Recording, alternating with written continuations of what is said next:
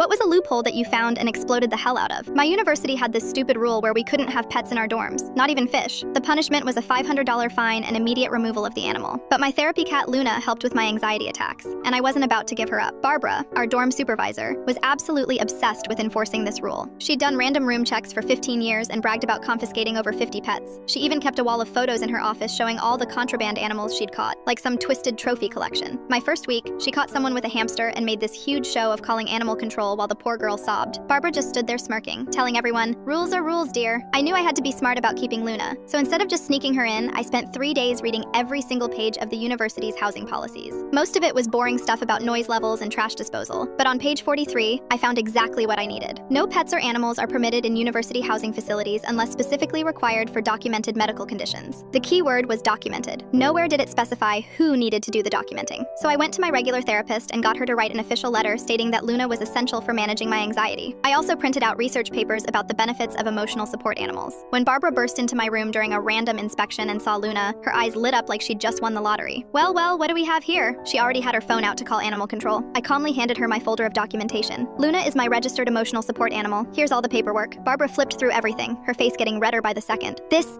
isn't a service animal. It's just a regular cat. Actually, I pulled out the highlighted policy. The rules only specify animals required for documented medical conditions. They don't mention service animals specifically. My therapist has documented that Luna is medically necessary for my anxiety. Would you like her phone number to verify? Barbara stormed off to call the housing director. An hour later, they both showed up at my door. The director, Mr. Wright, seemed more amused than angry as he reviewed my paperwork. "She's technically correct," he told Barbara. "Our policy doesn't specify what kind of documentation is needed or who needs to provide it. The letter from her licensed therapist meets the requirement." Barbara looked like she'd swallowed a lemon. "Then we need to change the policy immediately." "We can't." I pulled out another highlighted section. "Policy changes affecting current residents cannot be implemented until the following semester." Mr. Wright actually laughed. "In 20 years, you're the first student who's actually read the entire policy manual. Well played." Barbara wasn't done though. She started doing room checks 3 times a week, trying to catch Luna disturbing other residents. When that didn't work, she claimed my cat litter was a fire hazard. Then she said Luna's food storage violated some obscure cleaning code. The final straw came when other students realized what I'd done. Within 2 weeks, 5 more residents got similar letters from their therapists. By midterms, there were 12 emotional support animals in our building. Barbara completely lost it. She started taking photos of everyone's pets and threatening to report us all to the dean. But the best part? 2 of those photos showed cats sitting on windowsills, a violation of her own precious safety rules about windows being clear of obstruction. Mr. Wright finally stepped in and told her to back off. "If you're going to enforce rules so strictly on students, you need to follow them yourself. Those windowsill photos are evidence of your own violations." The next semester, they completely rewrote the pet policy. Now it required extensive medical documentation and approval from multiple university departments. But by then, I'd already moved into off-campus housing, with Luna, of course.